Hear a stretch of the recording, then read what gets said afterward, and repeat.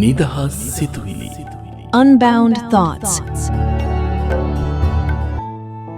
ඒක අවසන් ඵලයක්.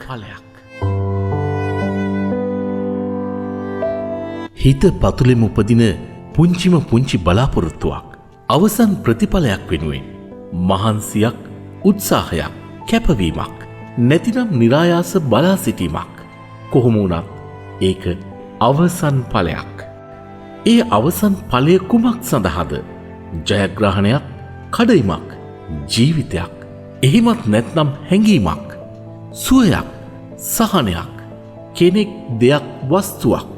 සමහර විට එක වචනයක් වෙන්නත් පුළුවන්. කොහොම වුණත් ඒක අවසන් ඵලයක්. නව ජීවයක්, නිරෝගී සුවයක් වගේම මරණයක් මේ අවසන් ඵලය ඇතුලේ තියෙන්න පුළුවන්.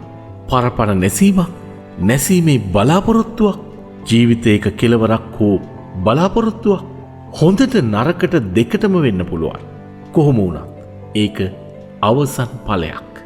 පරහිතකාමී හෝ පරෝපකාරී හැඟීමක්, මමත්වය, ආත්මාධිපත්‍යය, නොයසේනම් සසරක කෙලවරක් සොයන නිරාමිස සුවයක්, මනසක මෝදුවන හැඟීමක්, ඒ අපේක්ෂාව.